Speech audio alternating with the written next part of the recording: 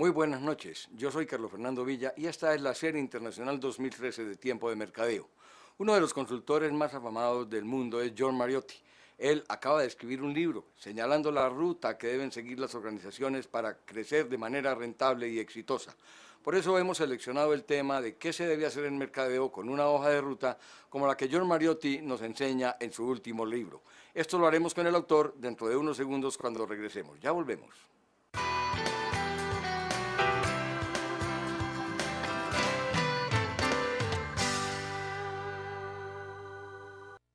John, good evening. Welcome back to my program. It's nice to have you after all these years. It's a pleasure, isn't it? Time really flies, doesn't it? Oh, yeah. It's been how many years since we met? Since we met, probably 10. Yeah, just about. You're older now. Oh, yeah. You're younger. Yeah, no, not really. Well, John, you just wrote a book, and let me tell the viewers what the book is. John, what's new in this book? Because you say that whatever you say here is going to save the U.S. economy. How is that going to be? In the United States, the economy is made up almost 75% of consumer spending, consumption, and corporate spending. And the problem the United States has had, along with a lot of other countries lately, is no growth. When there's no growth, consumers don't spend as much, companies don't spend as much. So if I can help people find profitable growth and show them the way to it, then they can start spending again, and every time they spend, taxes go into the government, the economy grows, the deficit gets smaller. When there's no growth, the reverse happens. That's easy to say, John, and that's what has been said throughout the years. What's new in this book that hasn't been said yet? I discovered in working with companies on a consulting basis that their biggest problem, they always told me, was growth, and then as soon as they said it, they'd say profitable growth. So I said to them, let me see if I can help you figure out how to find more profitable growth. Now, if you can do this for one company, 2 companies, 3 companies, 4 companies, and it works every time, then why not thousands of companies? What's new in the book is I pick 4 specific paths that let them go where they'll find growth. And I can explain to you what each of those paths are. Let's go. Okay? The first path is companies have to figure out what business they're in. It sounds obvious, but it isn't obvious. It's where do they make their money? Where do people believe that they're good at something? And they should do more of that. You know who said that in 1961?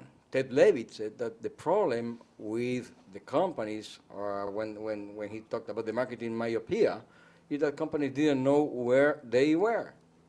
You're absolutely right. Levitt said it, and Peter Drucker said it. Right. You have to understand what business you're in. There's no difference now, except that now it's more critical than ever, and there's more information available to people than ever, so they can really understand where they make their money and how they make their money if they just know how to look at it. Okay, and how do they have to look at it? Okay. That's the first path is figure out what business you're in. Okay. Answer the question, what do you want to sell to whom, and why should they buy that from you? Okay? That's 2 questions. That's okay, 2 questions, but that's important. The second question takes me to the second path. Look at where you have been successful. Let me go back to the first one. Mm-hmm. What business do they want to go into? And who do they want to be? Who do they want to be their customers? 2 questions in one. Yes. How do they do that? Do they sit down and say, hey, we want to be this and we want to sell to this? Or how? My first answer is look at where people have given them money to do things and use that as their guideline. Where people are already buying something from them, that's the first clue that that's probably a place where they are really in that business. Okay. Now, if that's not the business they want to be in, they have a different problem. Because there's a lot of companies that want to be in, they think they're in one thing, but they're really not. They're really in something else. So first we've got to get those aligned. That's why I call the first path in the book strategic alignment. But the best indication of what your business is that you've been successful at is where you're meeting a need that people will pay you for it. And history shows that what they are. If you're good at selling services, what services that they bought from you? That's the business that you're in. You may think you're in something different, but you're not. That's the one you're in. Where do you make your money, which is the second part of that question, helps you fine-tune whether that's a part of the business you like or not. There's some people that do a lot of sales, don't make much money. So you have to figure out both what business you're in, based on what people have bought from you in the past, and where do you make your money within that business? Because assuming you were still around to have this discussion, you must have been making some money somewhere. That's the first path, Yeah, to get that strategic alignment correct, and to get out of your mind that you're in some businesses you're not really in. So you can focus. You remember I wrote a book called The Complexity Crisis? Yes, right. I And remember that's all that. about focus. So first path is focus and get that strategic alignment right. But what you're looking for next is what the second path is. The second path is to sit down and think, really, realistically think, why you succeeded in the last big deal you made. What was it that you deserved to get the business over some competitor you were going against? What was it about you? Was it your company, your reputation, your product offerings, your price, your program? Why? Why'd you get it? That applies to a newcomer too? Applies to anybody, unless you've never done business before. It applies to anybody who's ever done business. You say, why was I successful? Same for a sporting team. Why did I win that game? Same for a political election. Why did I win that election? In business, why were you really successful? In other words, if you are a newcomer, then you have to look at the old ones, or past companies or past people who have done that, and what they did right and what they did wrong. And what you're going to do differently Right. from them. Because newcomers usually come to the place with a different value proposition. They have to. They have to. On the other hand, if they wander too far from what the customer thinks is the right value, they'll fail. So they have to start small and determine by actual success that this works. But the key to finding profitable growth is to understanding the business that you are really in, not what you think you're in, and understanding why you win at it when you win at it, and making sure those two match. If you don't match those two, you don't succeed. Does that mean research, marketing research first? Research has a role in it, but research can only take you so far. I have a section in the book called The Importance of Information. There's a tremendous amount of information available out there. More than you need. But companies that don't use what is available Yeah. are being foolish. I call it, why fly blind? You wouldn't want to fly an airplane that had no navigational system. Oh, absolutely. Okay? Companies do it all the time. They guess. They assume. They just make blind hopes that what's going to work will work. Well, that you can take the information that you have, but until you blend it with the actual experience of a consumer or a customer parting with their hard-earned money to buy what it is you're selling, you haven't got the final confirmation. You just have a theory at that point. You have to get that confirmation. And once you have that, it'll either validate the business you thought you were in, or it will disprove it, and then you have to go back and think again. So the first two paths of this, where I'm going, are dependent on each other. And the hardest thing for people to do, for some reason, is to be honest with themselves. That's difficult nowadays. But then we're going to have to go to a commercial break and we'll be right back to continue talking, okay? Good. Vamos a ir a una serie de comerciales, una tanda de comerciales y ya estamos de nuevo con ustedes y con John Mariotti. Ya volvemos. John, you just mentioned the second path. Let's go to the third one. The third path is to choose big opportunities. Now, isn't that obvious? It is. You would be amazed at how many companies and how many people choose smaller opportunities because they're either easier, or they're afraid of failure, or they don't want to go after the big one, or worst of all, they assume themselves out of competition, as I call it. They assume that this company is in bed with XYZ supplier, or they'll never buy that from me because they never had. They don't even ask. They assume themselves out of competition. So while you're thinking about path 1 and 2, which is what business you're in and why you succeeded, you also have to look for big opportunities that you have not been going after. The problem here is that most people don't realize or don't recognize or don't identify the opportunities they have. You are absolutely right. In fact, one of the first things I do when I go into a company on a consulting basis is I say, let's make a who sells, who buys matrix. Let's put across the top who the competitors are, and down the side who the customers are, and let's see if we can fill in who sells how much to whom. You'd be surprised how difficult they have. They can't do it. They think they know, but they don't. And if they don't know that, how do they know where the opportunities lie? The information is out there. There's so much information now. Public companies, market research, filings that companies make with the government, import statistics. You may not get it all, but you'd be surprised once you try to fill in that who sells and who buys matrix, which, by the way, is a sample of that in the book. You start thinking about that, and each piece of information you get after that, you're sensitized to it. Human nature is that. If I talk to you about that, you'll start thinking about it. And once you start thinking about it, you start realizing who has the business. And by the way, they're across town probably doing the same thing to your company if you have the business, so you better think about that too. Absolutely, yeah, sure, that's for sure. But remember now, I'm going to keep going all the way back. First, what business are you in? Secondly, why have you succeeded? And third, who has the business that you really need to get, really want? And figure that out. And if you don't know that, shame on you, you can never set an intelligent target without knowing that. Okay, now path number 4. Part number 4. 4 is the interesting one, it's a fun one. Archimedes said, if you give me a lever and a fulcrum, I can move the earth. Absolutely. Okay. That's what, who said that? Archimedes. Right. Greek philosopher. Now, the 4th one is leverage.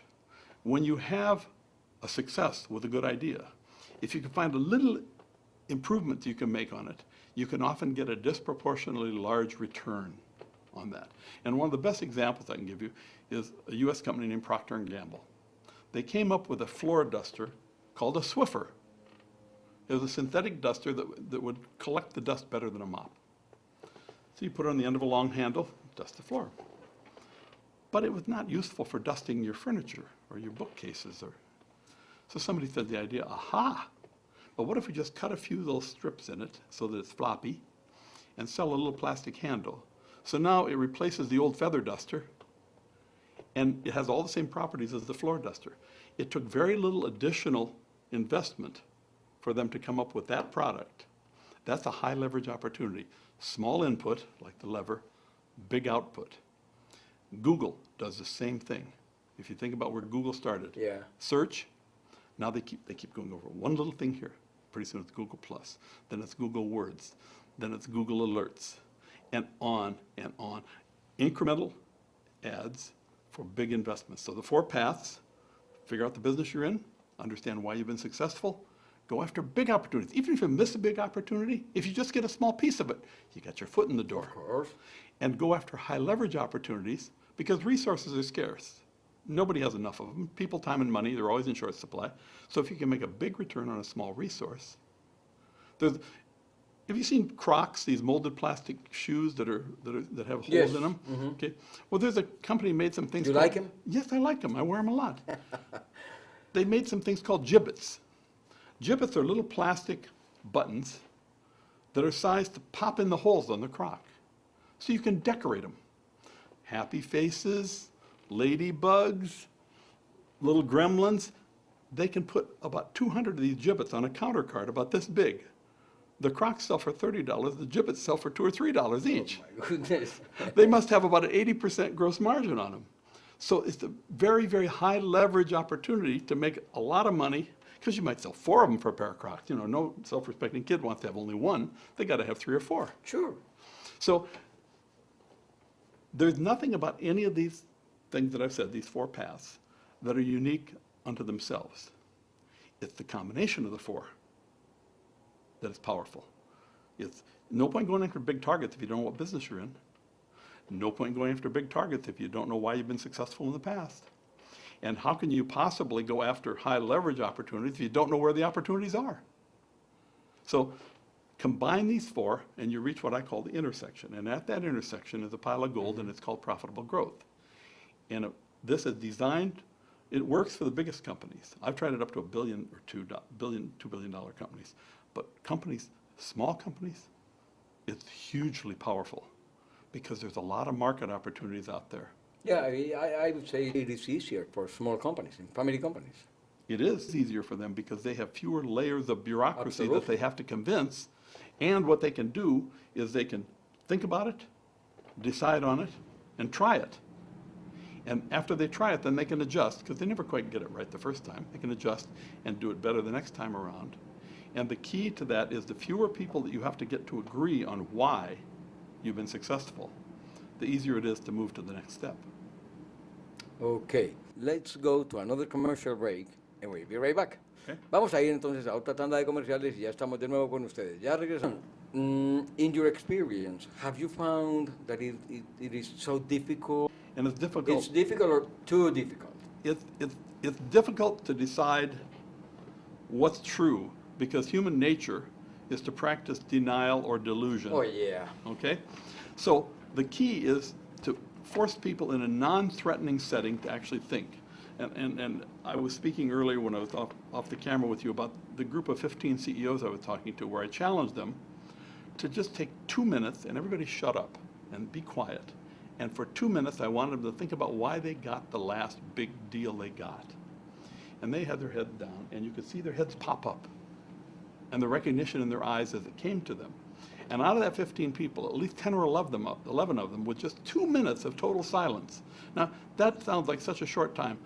If people try that in their day to get 2 minutes of just thinking about one thing, they can figure out what it was about their product offering that offered the best value to that customer at that time that caused them to get that bid. Maybe it was nothing about their product. Might have been they just liked them. Might have been a relationship. Might have been circumstantial. Maybe the competitor just did something that offended the customer. Or a customer, or a user, yeah. But the key is that once you understand that, it's like a sports team finding a weakness in an opponent and exploiting it again and again. As soon as you figure that out, do it again. Do it again until somebody stops you. Value is the ultimate determinant, but if people would just sit down and say, let me think about why I got that job. Why did I get that contract? Honestly, no threats. John, could we then say that it is what arguably called the unique value proposition, or the value that is in the offer? Well, I believe it helps to understand why people decide on value if you break it down to just 5 things. I like 5 things because I never lose my hand. I can always keep notes on it. People want good quality things. They want to do what it's supposed to do. They want good service. They want it when they want it. If they don't have it then, it's no good. They want to get it fast these days and easy. So that's speed and convenience. They want low cost, but they also want uniqueness, innovation, or cachet. Otherwise, nobody would ever buy a Mont Blanc pen. You can buy a whole box of Bic pens for the same as 1 Mont Blanc refill. So if you take those 5 attributes of value and get a person to think about what it was about each of those, you can usually zero in. I use an example in the book of a Rolex and a Timex wristwatch. And it's easy to draw a plot of why you buy them. yeah, you got the Rolex, I got the Timex. Yeah. Well, no, actually, I have And we have the same time. I have a fossil, but never mind. The point is, you can actually, I did a polar diagram where you can actually plot these and it creates a unique shape, and the shape of value, as I call it, points at the primary reason you bought it. In the case of the Timex, it's cost. In the case of the Rolex, it's style, it's cachet. It shows you as being a person of prestige. And if you can get people to understand what value is, and if you can get your customers talking about what value is, it helps you understand that why question much better. If you can get the customer talking about how you compare to the other offerings, you can find weaknesses, you can find places that you're strong, you can find things to build on. Many times, we just don't bother to ask. We just assume that we know these things. Sometimes the best thing you do is ask a question and then shut up and listen. Wouldn't it be that people don't know what value is? Everybody thinks they know what value is. Yeah, that's why I asked. And if you have a room full of 200 people and you ask them to hold their wrists up with their wristwatch on it, it's rare to find more than even 2 that are alike. Which means among all those people, they all chose different, uniquely different values in their wristwatch. And you can always trace it back down to those 5 attributes. They bought it because it was a good wristwatch. They bought it because they knew that they wanted one that lasted a long time. Or they just needed a watch fast. Yeah. Or it was cheap, and it didn't matter if it hurt, if they lost it or broke it. Or they wanted one that said, I'm a person of some importance. And once you break it down to those factors, you can get all the people in a room, or most of them, on one page about what value is. They have heard it, they can disagree about it, but that same picture will be in their mind. And that's the first step to then creating it. Because we know that getting people to agree on anything is not easy, but getting good people to agree on something like defining value is critically important. And then when you engage the customer, now you ask questions in a whole new way. Yeah, that's what I was gonna say, John, because you have to get in, people become involved with your company and the marketing process and things like that. So you have to be in contact all the time, letting people talk to you, listen to you. You have to listen to your customers, and that's something difficult to do because I don't know why most companies don't realize it, or if they realize it, they don't do it, and they want to be successful without that, and that's why you wrote the profitable growth, because it has to be that way. Here's a perfect example of what you just spoke about. This is my iPhone. Is Now, that 4 or 5? this is the 4S. I don't have the 5 yet. This is the 4S. Now, think about a company named BlackBerry. 3 years ago, 4 years ago, BlackBerry dominated this market with their phones with the little keyboards on them. Yes. Now they're struggling for their life. Why? Well, because competition changed the picture of value. The first thing you have to understand is value is defined in the mind of the user. So you have to understand in the mind of the user what's valuable. That's part of that, why did you win the last big deal? Second, you have to understand that it never stands still. It's a constantly shifting target. In fact, one of my oldest books is called Shapeshifters, and I talk about value and how it's constantly shifting. BlackBerry didn't keep up. Apple brought this in. Then to fight them, Motorola and was acquired and created Droid with Google. Mm-hmm. Then Samsung came in with the Galaxy 3. This is a constantly moving target. And if you understand which of those attributes are causing the decision, price of the phone quickly became no longer the issue. It was functionality, speed, convenience, and some style, status. You mean you have an old one? You asked me what model of phone I had. It's human nature. It is like that, absolutely right. But then we have to leave, we have to go now because we're running out of time. But we'll continue next week, okay? That's great. All right. Vamos entonces a dejar por hoy aquí y vamos a continuar la próxima semana, porque se nos acabó el tiempo. Pero ya ustedes ven cómo es hablar con John Mariotti. Y por eso los invitamos a que estén pendientes de la continuidad de nuestra serie internacional. Por el momento, muchísimas gracias y una feliz noche.